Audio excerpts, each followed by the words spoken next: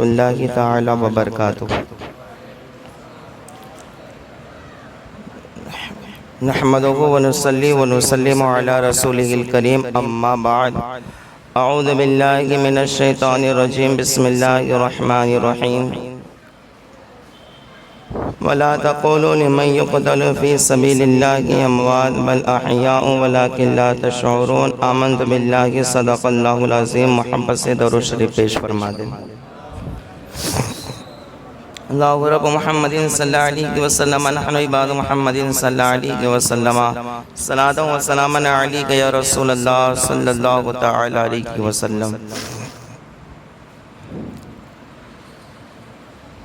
غم سبھی راحت و تسکین میں ڈھل جاتے گے،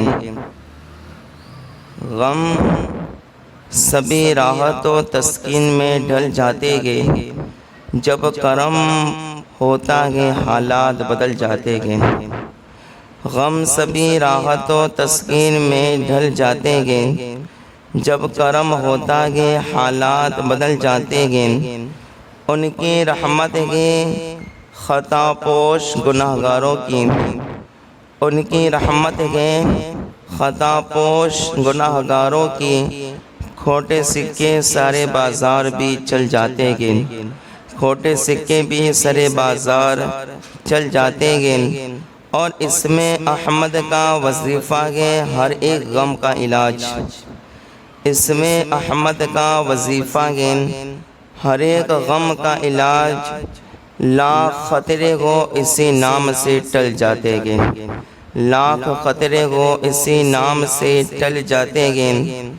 اور آپ کے ذکر سے ایک کیف ملا کرتا ہے، آپ کے ذکر سے ایک کیف ملا کرتا گے، اور جتنے بھی ہے اسرار وہ کھل جایا کرتے گے، جتنے بھی ہے اسرار وہ کھل جاتے گے۔ اور اپنی آغوش میں لے لیتا ہے جب ان کا کرم، اپنی آغوش میں لے لیتا ہے جب ان کا کرم، زندگی کے سبھی انداز بدل جاتے گے، زندگی کے سبھی انداز بدل جاتے گے۔ محبت سے درود شریف پڑھ لے۔ اللہم صلی علی سیدنا و نبینا مولانا محمد معدن الجود والکرم وآلہ بارک وسلم۔ صلاۃ و سلام علیک یا رسول اللہ، صلاۃ و سلام علیک یا رسول اللہ صلی اللہ تعالی علیہ وسلم۔ کل آپ نے حضرت عباس بن علی رضی اللہ تعالی عنہ کی شہادت کا واقعہ سماعت کیا۔ آج امام علی مقام کے سامنے آپ کے لخت جگر، نور نظر، شبیہ پیمبر حضرت علی اکبر رضی اللہ تعالی عنہ میدان میں جانے کے لیے اجازت طلب کرتے ہیں۔ کون؟ حضرت زور سے علی اکبر رضی اللہ تعالیٰ عنہ۔ آپ کی عمر 18 سال ہے۔ کتنے سال کی عمر ہے؟ 18 سال کی عمر، اور آپ میدان میں جانے کی اجازت طلب کرتے ہیں۔ حضرت امام علی مقام رضی اللہ تعالیٰ عنہ محبت بری نگاہ سے اپنے فرزند ارجمند پر ایک نظر ڈالتے گئے، اور آپ فرماتی ہیں کہ بیٹے کس بات کی اجازت طلب کر رہے ہو؟ میں تلواروں سے کٹنے کی، تیروں اور نیزوں سے زخمی ہونے کی اجازت میں تمہیں دے دوں؟ میدان کربلا میں ہمارے ساتھی گئے، ہاشمی نوجوان گئے، عباس علم بردار بھی گئے، ان یزیدیوں کو ذرہ برابر بھی رحم نہ آیا، اور ان پر ظلم و ستم کرتے ہوئے ان پر تیر، نیزے، تلواریں چلا کر انہیں شہید کر دیا۔ بیٹے کس بات کی اجازت طلب کرتے گئے؟ علماء سیر نے لکھا ہے کہ حضرت علی اکبر رضی اللہ تعالیٰ عنہ امام حسین رضی اللہ تعالیٰ عنہ کو اتنے محبوب تھے کہ علی اکبر کی کوئی ایسی ضد یا کوئی ایسا کام نہیں تھا کہ امام حسین نے پورا نہ فرمایا ہو۔ علی اکبر جو عرض کرتے تھے امام حسین اسے پورا کرتے، آپ جو ضد فرماتے تھے امام حسین اسے پورا فرماتے۔ لیکن آج وہی شہزادہ، آج وہی لخت جگر، آج وہی نور نظر کربلا میں جانے کے میدان میں جانے کے لیے گھوڑے پر سوار ہو کر ہاتھ میں تلوار پکڑنے کی اجازت طلب کرتا گیا، ہاتھ میں نیزہ لے کر میدان میں جانے کی اجازت طلب کرتا گیا، شہادت کا جام پینے کے لیے بے قرار گئے اور اپنے نانا کے ہاتھوں سے جام کوثر پینے کی سعادت حاصل کرنا چاہتا ہے۔ تو یہ حضرت علی اکبر رضی اللہ تعالیٰ نے اجازت طلب کرتے ہیں کہ آپ ہمیں اجازت دیجئے، اے ابا حضور کے کربلا کے میدان میں میں جاؤں اور میں بھی شہید ہو جاؤں، میں بھی جام شہادت نوش کروں اور میں بھی جنت میں نانا کے ہاتھوں سے جام کوثر پیوں، میں بھی جام کوثر پیوں، اے ابا جان مجھے اجازت دیجیے۔ اللہ اکبر۔ بیان کیا جاتا ہے کہ امام حسین رضی اللہ تعالیٰ عنہ کے سامنے حضرت علی اکبر رضی اللہ تعالیٰ عنہ بہت اصرار کرتے رہے کہ نہیں مجھے کربلا کے میدان میں جانے دیجیے، نہیں مجھے جانے دیجیے۔ امام حسین رضی اللہ تعالیٰ عنہ نے جب اپنے بیٹے کا اصرار دیکھا اور بار بار جب دیکھا کہ اجازت طلب کر رہے ہیں، امام حسین رضی اللہ تعالیٰ عنہ کی آنکھیں اشکبار ہو گئی اور آپ نے فرمایا ٹھیک ہے بیٹا میں تمہیں جانے کی اجازت دیتا ہوں، اب ذرا ایسا کوئی باپ بتاؤ کہ جب حضرت علی اکبر رضی اللہ تعالیٰ عنہ اجازت طلب کرتے گئے اور جب آپ اجازت دیتے گئے تو خود امام حسین رضی اللہ تعالیٰ عنہ گھوڑے پر سوار کرتے گئے علی اکبر کو اور ایک فوجی ٹوپی پہناتے گئے، ہاتھ میں تلوار دیتے گئے، کمر پر پٹکا باندھتے گئے اور اللہ اکبر امام حسین انہیں گلے سے لگا کر پیار محبت فرماتے گئے اور کہتے ہیں بیٹے میدان میں جاؤ، کربلا کے میدان میں پہنچو، یزیدیوں کے ساتھ مقابلہ کرو اور نانا کے دین کو بچانے کی خاطر اپنی قربانی کو بھی پیش کر دو، اپنی جان کو بھی پیش کر دو۔ حضرت علی اکبر رضی اللہ تعالیٰ گھوڑے پر سوار ہوئے، ایک محبت بھری نگاہ خیمے میں موجود عورتوں پر ڈالتے گئے اور ہاتھ اٹھا کر انہیں آخری سلام عرض کرتے گئے، ہاتھ اٹھا کر انہیں سلام پیش کرتے گئے۔ گھوڑا دوڑاتے ہوئے آپ جو کہ وہ میدان میں آتے ہیں اور آنے کے بعد یزیدیوں کے سامنے شیر ببر کی طرح کھڑے ہو جاتے ہیں اور آپ جلال والے انداز میں ارشاد فرماتے ہیں اے یزیدیوں اگر مجھے نہیں پہچانتے ہو تو پہچان لو، انا علی ابن، آپ فرماتے ہیں انا علی ابن حسین ابن علی نحن اہل البیت اولا بالنبی صلی اللہ علیہ وسلم۔ آپ ارشاد فرماتے ہیں اے یزیدیو سن لو میں علی اکبر ہوں، میرے والد کا نام حسین ہے اور حسین کے والد کا نام فاتح خیبر مولا علی مشکل کشا ہے۔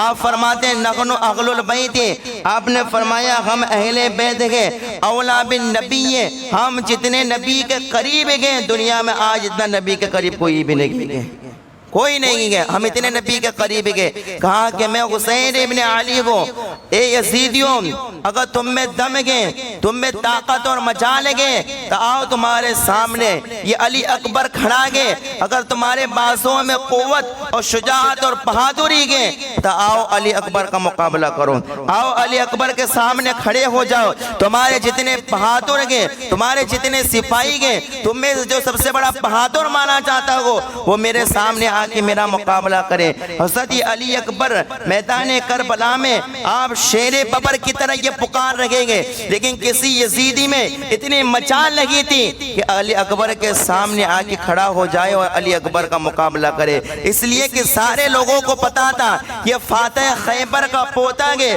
اس سے مقابلہ کرنا آسان نہیں ہے۔ ایک تو کیا اگر سارے یزیدی بھی پہنچ جائیں گے یہ امام حسین کا اکیلا لاڈلا سارے یزیدیوں پر بھاری ہو جائے گا، اتنے یزیدی گئے، لیکن ایک 18 سال کے نوجوان علی اکبر سے اتنا کانپ رہے گے۔ ذرا سوچو جب علی اکبر کی جوانی 18 سال کی جوانی میں ان کی طاقت کا یہ عالم ہے تو سوچو حسین ابن علی کی طاقت کا عالم کیا ہوگا. اور جب حسین ابن علی جب اتنے بہادر ہوں گے تو ذرا پھر اندازہ لگاؤ مصطفیٰ صلی اللہ تعالی علیہ وسلم کی طاقت کا عالم کیا ہوگا. میرے مصطفیٰ کی صلی اللہ علیہ وسلم کی طاقت کا تو کوئی اندازہ ہی نہیں لگا سکتا کہ اللہ تبارک و تعالیٰ نے بڑی شان اور شوکت اور بڑا مرتبہ اللہ تعالیٰ نے ہمارے نبی کو عطا فرمایا. وہ تو بے مثال ذات ہے کہ ان کو تو کسی مثال سے پیش ہی نہیں کیا جاتا کہ اللہ تعالیٰ نے ہر اعتبار سے ہمارے آقا کو بے مثال پیدا فرمایا گیا. آپ ذرا غور کیجئے جب علی اکبر یہ پکار رہے تھے تو کسی یزیدی میں مجال نہیں ہوئی کہ وہ تیار ہو جائیں اور آ سکیں. جب کوئی یزیدی مقابلے کے لیے نہیں آیا علی اکبر رضی اللہ تعالیٰ خود گھوڑے کو ایڑ لگا کر یزیدیوں کی صف میں گھس جاتے گئے اور آپ ان کے صفوں کو درہم برہم کر دیتے گئے. کبھی ان کے میمنہ پر، کبھی ان کے میسرہ پر، کبھی قلب لشکر یعنی کبھی دائیں طرف، کہیں بائیں طرف، کبھی لشکر کے پیچھے، چاروں طرف گھوڑا دوڑاتے گئے. اتنے سارے یزیدی گئے، ان سارے یزیدیوں کو امام حسین کا تنہا یہ لاڈلا چاروں طرف بھگاتا ہوا نظر آتا گیا. کربلا کے میدان میں یاد رکھنا یہ کربلا کا منظر اور امام حسین کے ساتھیوں کی ہاشمی نوجوانوں کی شہادت اس طریقے سے غم کے ساتھ بیان نہیں کرنی چاہیے کہ جوانوں کے بازوں میں جو قوت ہے کہ وہ بھی کم ہو جائے، بلکہ علماء فرماتے ہیں کربلا میں ساتھیوں کی اور ہاشمی نوجوانوں کی شہادت اور ان کی قوت اور بہادری کو ایسے بیان کرو کہ بڑھا بھی سنے لے تو اسے جوانی کا بھی جوش آ جایا کرے. ایسے بیان کرو. یہ حضرت علی اکبر رضی اللہ تعالیٰ عنہ کہ آپ یزیدی لشکر میں چلے جاتے ہیں گھوڑا دوڑا کر اور آپ ان کا مقابلہ کرتے گئے. ان کے میمنہ پر آپ جب حملہ کرتے گئے تو ان کو بھگاتے ہوئے نظر آتے گئے. بھائی طرف جاتے گئے ان کو بھگاتے ہوئے نظر آتے گئے. جب دونوں طرف کے لوگ بھاگتے گئے تو پیچھے تشریف لے جاتے گئے تو وہاں کی یزیدیوں کو بھگا دیتے گئے. اتنے سارے یزیدی گئے لیکن جب یہ تنہا علی کا شیر ان کے سامنے آتا ہے تو یہ بھاگتے ہوئے نظر آتے گیدڑوں کی طرح. یہی ہوتا ہے شیر ببر کی شان کہ ایک شیر بھی ہو تو سارے جنگل کے جانوروں پر بھاری ہوا کرتا ہے. یاد رکھنا اسی طرح بے مثل اور بغیر تمثیل کے یہ علی اکبر ہے کہ آپ کربلا کے میدان میں آئے گے سارے یزیدی بھاگتے ہوئے نظر آتے گے. اللہ اکبر.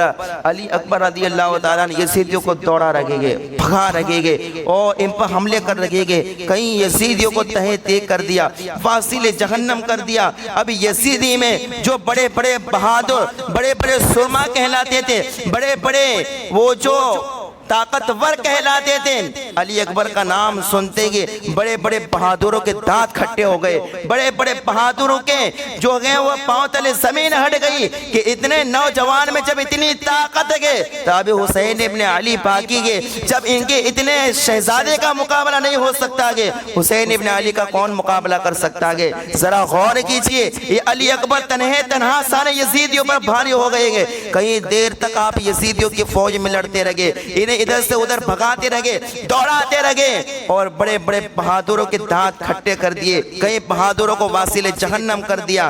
لیکن جب دیکھا کہ یزیدی اور بھی بھاگ رہے گے، یزیدی اور آگے جا رہے گے، اب علی اکبر جو گئے انہیں پیاس کی شدت محسوس ہوتی ہے، پیاس لگتی ہے. 3 دن کے پیاسے تو تھے ہی تھے.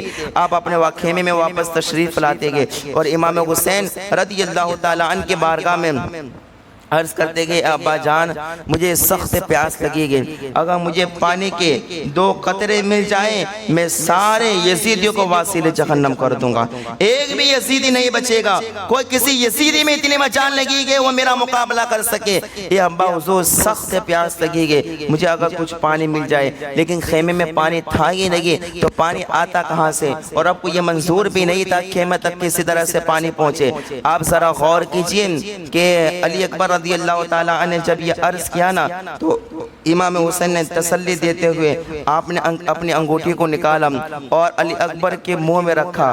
آپ کو تھوڑی تسلی ہوئی. امام حسین رضی اللہ تعالیٰ عنہ اپنے بیٹے علی اکبر سے کہتے ہیں بیٹے اور صبر کرو، ان قریب تمہیں بھی نانا کے ہاتھوں جو کوثر کا جام پینا نصیب ہو جائے گا، جام پینا نصیب ہو جائے گا. بیٹا تھوڑا صبر کرو. امام حسین کی یہ پیار اور محبت بھری گفتگو سے آپ کو تسلی ہوتی گئی اور آپ پھر گھوڑے پر سوار ہوتے گئے اور کربلا کے میدان میں پھر آتے گئے اور یزیدیوں کو للکارتے ہوئے کہتے یزیدیوں ہے تم میں سے کوئی اور بہادر جو میرا مقابلہ کر سکیں. اب یزیدیوں کا جو سپہ سالار تھا عمرو بن سعد، وہ ایک بہادر تھا جس کا نام طارق بن شیس بتایا جاتا ہے. تو اس نے کہا کہ اے طارق بن شیس کہ افسوس ہوتا ہے تم جیسے بہادروں پر کہ تم کئی لوگوں کے مقابلے میں تنہا بھاری ہو جاتے ہو، لیکن امام حسین کا ایک لاڈلا جو ابھی جوانی کی منزل گئے، ابھی پوری جوانی پر بھی نہیں اترا گئے، ابھی ایک لاڈلا جب وہ پہلی مرتبہ آیا اس نے شیر کی طرح للکارتے ہوئے تمہیں کہا کہ آؤ میرے مقابلے کے لیے. تم میں سے کوئی بھی نہیں جا سکا. جب کوئی نہیں جا سکا تو وہ خود تمہاری صفوں کے اندر آ کر تمہاری صفوں کو درہم برہم کر دیا اور کئی لوگوں کو واصل جہنم کر دیا اور تم پر ایسا خوف و ہراس طاری گئے کہ اب وہ دوبارہ پھر آ گئے گے اور پھر تمہیں پکار کر کہہ رہے گے کہ آؤ میرے مقابلے کے لیے، لیکن کوئی جانے کے لیے تیار ہی نہیں گئے. ارے تم جیسے بہادر کس کام کے گئے؟ اے طارق بن شیس جاؤ ان کا مقابلہ کرو، ورنہ تم پر تو افسوس ہے کہ تم جیسے بہادر کسی کام کے نگی کو. اب جو ہے طارق بن شیس نے جب یہ سنا تو وہ غصے سے آگ بگولا ہو گیا کیونکہ تھا بہادر، ہمیں بہادر میں چاہتا ہوں. وہ علی اکبر کے مقابلے میں آیا.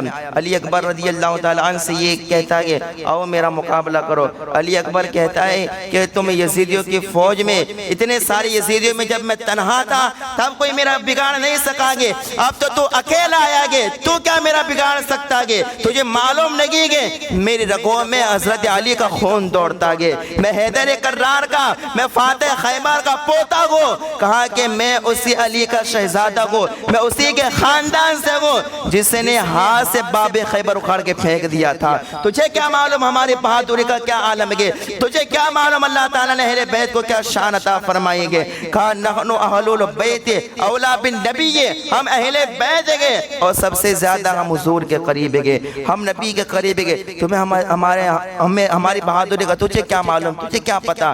آپ نے یہ کہتے ہوئے ایک تلوار کا وار اس پر کیا، وہ ایک ہی تلوار میں واصل جہنم ہو گیا، ایک ہی تلوار میں واصل جہنم ہو گیا.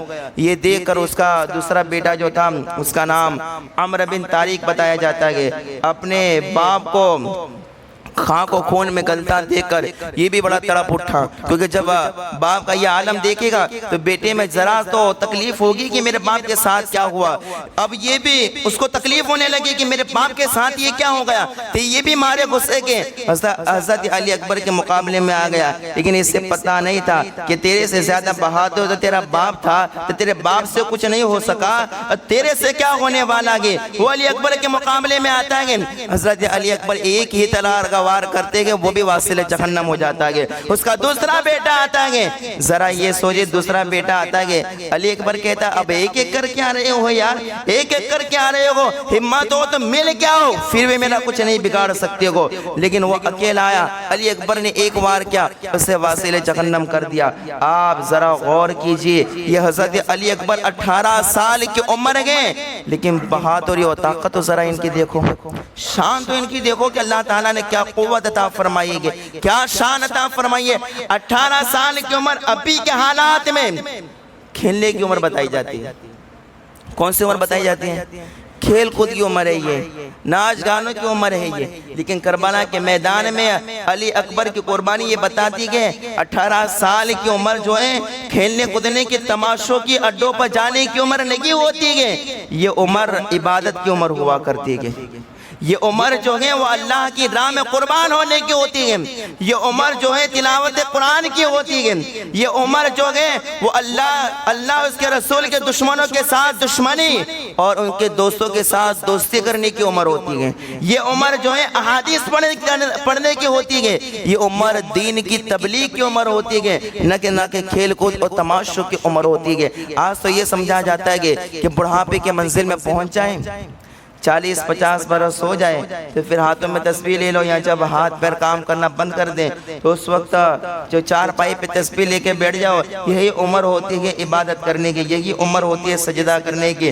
لیکن ایک شاعر نے کہا تھا یہ ایک سجدہ ہے جسے تو گنا سمجھتا گے، 1000 سجدوں سے دیتا ہے آدمی کو نجات۔ یعنی اگر تو جوانی کے عالم میں ایک سجدہ کر لے گا، بڑھاپے کے 1000 سجدوں پر جوانی کا ایک سجدہ باری ہوگا۔ یاد رکھنا علی اکبر کی 18 سال کی جوانی ہمیں بتاتی ہے کہ جو اپنی جوانی کو اللہ رسول کے نام پر قربان کر دیتے گے، قیامت تک ان کا نام و نشان باقی رہ جاتا ہے۔ یاد رکھنا یہ علی اکبر کی جوانی ہمیں بتاتی ہے۔ تو جوانی عیش کرنے کا نام نہیں ہے، جوانی گناہ کرنے کا نام نہیں ہے، جوانی جو ہے جوا کھیلنے کا نام نہیں ہے، جوانی جو ہے لڑائی کرنے کا نام، ایسے فالتو لڑائیاں کرنے کا نام جوانی نہیں ہے۔ جوانی جو ہے وہ تھوڑی انبن ہو جائے تو بھائیوں میں تلوار نکالنے کا نام جوانی نہیں ہے۔ کسی تیسرے کی لڑائی لگی ہو تو خود تلواریں اور دیگر ہتھیار لے کے نکل جانا، اسے جوانی نہیں کہتے گے۔ جوانی کہتے گے کہ اللہ رسول کی راہ میں اگر ضرورت پڑ جائے تو اپنی قربانی کو پیش کرنے کو جوانی کہا جاتا ہے۔ وقت آ جائے تو دین کے لیے قربانی کو پیش کرنے کے لیے، دین کے لیے اپنی قربانی پیش کرنا، اسے جوانی کہا جاتا ہے۔ جوان جب ایسی جوانی گزرتی گئے تو ایسے بہادروں کا اور ایسے جوانوں کا قصہ لکھا جاتا ہے اور ایسے جوانوں کا تذکرہ ہوتا ہے۔ ورنہ جو جوانی، یاد رکھنا، جو جوانی ایسے ہی گزر جائے وہ کسی کام کی نہیں ہوتی۔ سمجھ آ رہی ہے بات آپ کو؟ جو جوانی ایسے ہی کھیل کود میں، وہ ایک کہتے ہیں نا کہ ایک بڑا مشہور سا مقولہ کہا جاتا ہے کہ فی الحال ذہن میں بھی نہیں آ رہا ہے، کہ بڑھاپا دیکھ کے رویا، ایک بڑی مشہور کہاوت ہے۔ ہاں، بچپن کھیل کود میں کھویا، ہاں جوانی نیند بھر سویا اور بڑھاپا دیکھ کے رویا۔ یہی ہمارا عالم ہے نا، بچپن کھیل کود میں کھو دیا، جوانی نیند بھر سوتا رہا اور بڑھاپا آیا تو دیکھ کے رویا کہ نہ بچپن میں کچھ کر سکے ہیں نہ جوانی میں کچھ کر سکے ہیں، اور بڑھاپا دیکھ کے روتا گئے۔ یاد رکھنا یہ ایسے وقت آنے سے بہتر یہ ہے کہ ہمارا بچپنا جو ہے وہ اللہ رسول کا ذکر کرتے ہوئے گزرے، اور جوانی سوتے میں نہ گزرے۔ ہماری جوانی جو ہے وہ بھی قرآن، نماز اور اللہ کا ذکر کرتے ہوئے ہماری جوانی گزرے۔ یہ جوانی گزرے، اسی کو جوانی کہتے گے۔ یہ حضرت علی اکبر رضی اللہ تعالیٰ کربلا کے میدان میں اپنی 18 سالہ زندگی کو، اپنے 18 سال کی اس عمر کو اللہ رسول کے نام پر قربان کرنے کے لیے کتنے شوق سے آپ اتنے 1000 دشمنوں کے سامنے فقط اللہ رسول کی رضا کے لیے حاضر ہوئے۔ ذرا غور تو کیجئے، اسے کہتے ہیں جوانی۔ حضرت علی اکبر رضی اللہ تعالیٰ دوبارہ میدان کربلا میں آئے تو یہ 3 لوگ آ گئے، جس کا نام تھا طارق بن شیس، یہ بھی واصل جہنم ہوا۔ اس کے 2 بیٹے آئے، یہ بھی واصل جہنم ہوا۔ اس کے بعد عمرو بن سعد نے ایک مشہور بہادر جس کا نام تھا مصرع بن غالب مقابلے کے لیے بھیجا۔ وہ بڑا بہادر مانا جاتا تھا یہ مصرع، کہا کہ تو بڑا بہادر ہے، تو مقابلے کے لیے جا، شاید تو کچھ کر پائے گا۔ لیکن جب یہ آیا مصرع تو حضرت علی اکبر رضی اللہ تعالیٰ عنہ کو بڑا جلال آیا۔ آپ نے ایک ہی تلوار کا وار کیا، اسے بھی واصل جہنم کر دیا، اسے بھی واصل جہنم کر دیا۔ ذرا دیکھو تو صحیح ہے علی اکبر کی طاقت کیا ہے، علی اکبر کے بازوں میں کتنے قوت ہے، کتنے یزیدیوں کو واصل جہنم کر دیا۔ جب انسان کے دل میں شوق و جذبہ پیدا ہو جائے دین کا، اور جب اپنی جان کی پرواہ نہ کرے اللہ رسول کے دین کی خاطر، تو پھر یاد رکھنا انہیں کبھی بھی نہ زخموں کا درد ہوتا ہے، نہ نیزے لگنے، نہ نیزوں کی کوئی تکلیف ہوتی ہے، نہ تلواروں کے زخموں کا کوئی احساس ہوتا ہے، کوئی احساس نہیں ہوتا۔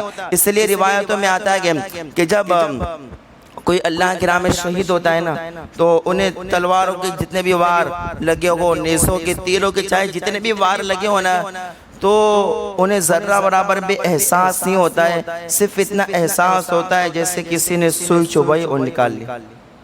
بتاؤ، سوئی چباؤ، انجیکشن رکھتے ہیں نا، سوئی چباتے اور نکال لیتے ہیں، تو کوئی تکلیف زیادہ ہوتی ہے؟ نہیں ہوتے۔ وہی شہید کا معاملہ رہتا، اگرچہ کتنے بھی تلوار کے زخم لگے ہو، اگرچہ کتنے بھی نیزے اور تیر لگے ہو، لیکن جو اللہ کے راہ میں شہید ہونے کا شوق رکھتا ہے انہیں چاہے جتنے بھی زخم لگے لیکن اس کا احساس ہوتا نہیں ہے. یہ جنہیں شہادت کا شوق ہوتا ہے ان کے لیے یہ بات ہوتی ہے. لیکن جو ڈر ڈر کے کام کرتا ہے تو ظاہر سی بات ہے ایک تماچا لگائے گے پھر بھی زندگی بھر اس کا اثر رہتا ہے. یہ کام تھا منافقوں کا کہ جنگ کا نام سنتے ہی وہ کہتے تھے نہیں نہیں نہیں جنگ میں تو موت آ جائے گی, موت آ جائے گی, گھر بیٹھے رہو کام ہو جائے گا. تو ایسے منافقوں کے لیے قرآن میں کہا گیا کہ اے میرے محبوب آپ ان منافقوں سے کہہ دو کہ اگر گھر میں بیٹھنے سے موت نہیں آتی ہے تو ان منافقوں سے کہہ دو گھر میں بیٹھے ہی بیٹھے گی. اگر تم میں ہمت ہو تو اپنی موت سے بچ کے بتاؤ. نہیں بتا سکتا کوئی, لیکن یاد رکھنا موت جہاں لکھی گئی انسان کو موت وہاں پر آ کر رہے گی. اگر جنگ میں موت لکھی تو جنگ میں موت آ کے رہے گی. ورنہ حضرت خالد کی زندگی کا مقابلہ کرے, آپ نے حضرت خالد کی زندگی کا مطالعہ کرے آپ کہ آپ کتنی جنگوں میں شریک ہوئے. آپ کے بدن پر کوئی حصہ ایسا نہیں تھا جہاں آپ کو تلوار یعنی اسے کہ زخم نہ لگے ہو, لیکن آپ کی شہادت کہاں ہوتی ہے؟ جنگ میں آپ کی شہادت نہیں ہوتی ہے. آپ آرام فرماتے اور آپ کی شہادت ہوتی ہے. یاد رکھنا جس کی جہاں موت لکھی ہو وہی ہوتی ہے. یہ ہمارے سب سارے خیالات اور تصورات ہوتے ہیں کہ ہم یہ کریں گے تو مر جائیں گے, ہم یہ کریں گے تو مر جائیں گے. یاد رکھنا رب نے جہاں تک ہماری زندگی لکھی ہے اور جس جگہ موت ہمارے لکھی ہے ایسے اسباب پیدا ہو ہی جاتے ہیں کہ انسان نہ چاہ کے بھی اس جگہ پہنچ جاتا ہے. تو یاد رکھنا. تو ایک اور بہادر جس کا نام تھا مصرع, اسے بھی واصل جہنم کر دیتے گئے. پہلے آئے تھے اتنا مقابلہ کیا, پھر اتنے یزیدیوں کو تہے تیک کیا. اب اس کے بعد جو ہے وہ عمرو بن سعد جو ہے وہ ایک محکم بن طفیل کو ہزاروں کا لشکر لے کے بھیجتا ہے. پھر ایک آدمی کے مقابلے میں 18 سال کی عمر, ایک شخص کے مقابلے میں اسے حضرت علی کے مقابلے میں کتنے ہزاروں کا لشکر محکم بن طفیل کو اتنے ہزاروں کا لشکر لے کے بھیجتا ہے. وہ کہا کہ جاؤ, پہلے آئے تب بھی تم کچھ نہیں کر سکے, ایک ایک کر کے جاؤ گے پھر بھی کچھ نہیں ہوگا. اب یہی طریقہ اپناؤ کہ ہزاروں لوگ جاؤ اور چاروں طرف سے گھیر لو, ادھر سے بھی تیر چلاؤ, ادھر سے بھی تیر چلاؤ, ادھر سے بھی تیر چلاؤ اور قریب پہنچ کے تلواروں کی بھی وار کرو, تبھی ان کا مقابلہ ہو سکتا ہے ورنہ نہیں ہو سکتا. ذرا آپ سوچئے کہ کتنا ظلم کیا ہے ان یزیدیوں نے اہل بیت اطہار پر. قیامت کے دن بخشے جائیں گے ایسے لوگ؟ بولو بخشے جائیں گے؟ نہیں بخشے جائیں گے ایسے لوگ جنہوں نے امام حسین رضی اللہ تعالیٰ عنہ کی سرح سے گستاخی کر کے اور معاذ اللہ جن لوگوں نے ایسے کلمات نکالے کہ پوری زمین پانی سے بھر جائے تو 2 قطرے پانی نہیں دیں گے, جن لوگوں نے معاذ اللہ رب العالمین امام حسین کی نسب پر طعنہ دیا تھا, ایسے ایسے لوگ یاد رکھنا جب کربلا جب قیامت کا دن قائم ہوگا نا تو ایسے لوگ افسوس کریں گے کیا ہم نے اپنی زندگی میں کیا. ایسے نواسے کے مقابلے میں غم گئے جن کے آج شان کا عالم یہ ہے کہ وہ ایک اشارہ کر دیں گے اللہ تعالیٰ لاکھوں کو جہنم سے آزاد فرما کے جنت میں داخل عطا فرمائے گا. وہ اس وقت پتا چلے گا کہ حسین ابن علی کون ہے, نبی کا نواسہ کون ہے. مقابلے میں تو چلے گئے دنیا کی لالچ کے لیے, لیکن یاد رکھنا قیامت کے دن اللہ تبارک و تعالیٰ کے حکم سے اور جب نبی کو شفاعت کا حکم ملے گا, اس کے بعد نبی کریم صلی اللہ علیہ وسلم کے وسیلے سے دیگر انبیاء اور شہداء جب شفاعت کریں گے تو حسین ابن علی کی شفاعت کا عالم یہ ہوگا کہ جو امام حسین سے محبت کرنے والا ہوگا امام حسین عرض کریں گے امام حسین کی شفاعت کے صدقے میں اللہ تعالیٰ انہیں جنت عطا فرمائے گا. یہ نہیں کہ وہ مر کر مٹی میں مل گئے, حسین بولو حسین زندہ ہے. یاد رکھنا. تو اس کے بعد یہ ہزاروں کا لشکر لے کر آیا اور چاروں طرف سے حضرت علی اکبر کو گھیرا گیا اور اللہ اکبر پھر اتنے تیر چلائے گئے کہ آپ کا جو جسم پاک ہے تیروں سے چھلنی ہو گیا, تلواروں کے اتنے زخم لگے کہ آپ کے جسم نازنین سے جو گے وہ خون نکلنے لگا اور آپ جو گے پھر گھوڑے سے نیچے تشریف لے آئے اور آپ نے آواز بلند کی کہ اے ابا حضور ادرکنی, میری خبر لیجئے. امام حسین گھوڑے پر سوار ہوئے آئے, دیکھا کہ حضرت علی اکبر رضی اللہ تعالیٰ عنہ زمین پر تشریف فرما گئے. آپ حضرت علی اکبر کی لاش مبارک مبارک کو لے کر خیمے تک آتے گئے، ذرا غور کیجئے کہ اللہ اکبر، حضرت علی اکبر رضی اللہ تعالیٰ عنہ کی لاش کو جب امام حسین لے کر آئے ہوں گے تو یہ وہ شہزادے ہیں جن کی ہر خواہش کو امام حسین نے پورا کیا گیا، لیکن جب اس طرح سے اللہ اکبر اپنے شہزادے کے جسم پر اتنے تیروں کے تلواروں کے زخم دیکھے ہوں گے، بتاؤ امام حسین رضی اللہ تعالیٰ عنہ پر کیا گزرے ہوگی۔ لیکن اس وقت بھی آپ نے زبان حال سے فرمایا تھا، اے اللہ یہ علی اکبر رضی اللہ تعالیٰ عنہ کو ہے، اے اللہ اگر یہ قربانی سے تو راضی ہے تو مولا میں بھی تیری رضا پر راضی ہوں، تو اس پر راضی ہے تو میں بھی راضی ہوں۔ یہ امام حسین نے اپنے درس دیا کہ اگر گھر میں کسی کا انتقال ہو جائے تو لوگ مہینہ تک روتے رہتے ہیں۔ کسی جوان کا انتقال ہو جائے نا تو کیا کرتے ہیں؟ مہینہ کوئی سینہ پیٹ کے روتا ہے، معاذاللہ جنازہ نکلتا ہے تو گھر سے رونے کی آواز تو ایسے آتی ہے، معلوم ہوتا ہے کہ کوئی دنیا میں مرنے کے لیے آیا ہی نہیں ہے، جینے کے لیے آیا ہے۔ یاد رکھنا ایسا نہیں کہ رونا نہیں آتا ہے، رونا آتا ضرور ہے، اور کیوں نہ آئے، کیونکہ اب تک ہمارے قریب رہا، اب جدا ہو رہا ہے، لیکن رونے کا یہ مطلب تو نہیں ہے کہ انسان دہانے مار کر روئے، کہ دیکھنے والوں کا ایسا احساس ہو کہ یہ حرکتیں کر رہا ہے، ناجائز حرکتیں کر رہا ہے، ناٹکیں کر رہا ہے۔ یہ رونے کا کیا مطلب ہوتا ہے؟ رونا ایسا بھی تو آ سکتا ہے کہ آنکھ سے آنسو بہے لیکن آواز نہ نکلے، ایسا رونا آتا ہے کہ نہیں آتا؟ بولو، ایسا رونا کہ آنکھ سے آنسو تو نکلے، ہاں غم کا احساس ہمیں ہوا کہ ہم سے جدائی اختیار کر گیا، ایسا رونا ہے کہ ہماری آنکھیں بھر جائے آنسو سے، لیکن یہ کہ چلا کے رونے کا کیا مطلب ہوتا ہے؟ یہ امام حسین رضی اللہ تعالیٰ عنہ اللہ کی رضا پہ راضی رہ کر اور علی اکبر کی لاش مبارک کو سامنے رکھ کر بھی آپ نے جو صبر کیا وہ بتایا کہ اگر انسان اپنے جوان بیٹے کی میت پر بھی اگر صبر کرنا چاہے تو وہ صبر کر سکتا ہے۔ یاد ہے بات پتہ چلی کہ نہیں؟ اگر صبر انسان کرنا چاہے تو بولو، صبر کرنا چاہے تو کر سکتا ہے، اور نہیں کرنا چاہے تو پھر انسان نہیں کر سکتا ہے۔ ایسا ہی ایک حدیث یاد رکھنا کہ ایک روایت میں بھی گئے کہ آقا علیہ السلام ایک جگہ سے تشریف لے جا رہے تھے تو ایک عورت جو ہے وہ رو رہی تھی، تو وہ آقا علیہ السلام وہاں سے گزرے نا، میرے آقا نے فرمایا کہ صبر کرو صبر، تو اب وہ آقا علیہ السلام پر نظر نہیں پہنچ سکی، تو اس نے کہا کہ آپ جو مفہوم عرض کر رہا ہوں کہ آپ اپنا کام کیجئے کہ میرا یہاں بیٹا انتقال کر گیا، جب مجھے رونا نہیں آئے گا۔ تو آقا علیہ السلام وہاں سے تشریف لے گئے، تو اس وقت کسی بتانے والے نے بتایا کہ یہ تو نے کیا کر دیا، وہ تو نبیوں کے تاجدار تھے، ہمارے آقا تھے، وہ تو اللہ کے محبوب تھے، تمہیں پتہ نہیں چلا۔ تو وہ افسوس کرنے لگی کہ ہائے میں نے نبی کریم صلی اللہ علیہ وسلم کی بارگاہ میں یہ کیا کہہ دیا۔ تو کہا کہ اب جب واپس لوٹیں گے کہ میں حضور کی بارگاہ میں جا کے معافی طلب کر لوں گی۔ تو اب جب حضور صلی اللہ علیہ وسلم واپس تشریف لائے تو یہ عورت آپ کے پاس آتی ہے اور کہتی ہے کہ اللہ کے رسول مجھے معاف کر دیجئے، اب میں صبر کروں گی۔ تو حضور صلی اللہ علیہ وسلم نے فرمایا کہ جب صدمہ پہنچے، اور صدمہ پہنچنے پر جو پہلا صبر کرتا ہے اللہ تعالیٰ اس پر اجر عطا فرماتا ہے۔ کہا تو اب صبر کرے گی نا، اب صبر کے علاوہ چارہ ہی کیا آگے؟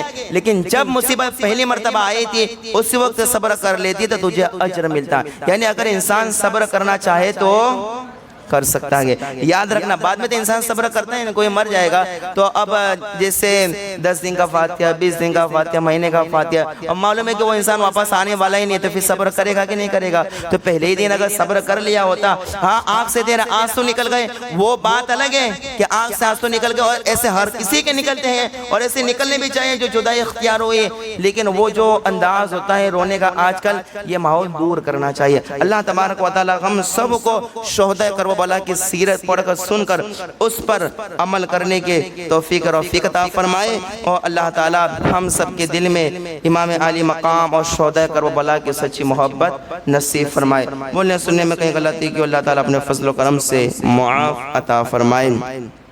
استغفر اللہ ربی من کل ذنب و اتوب الیہ، اقرأوا الفاتحہ۔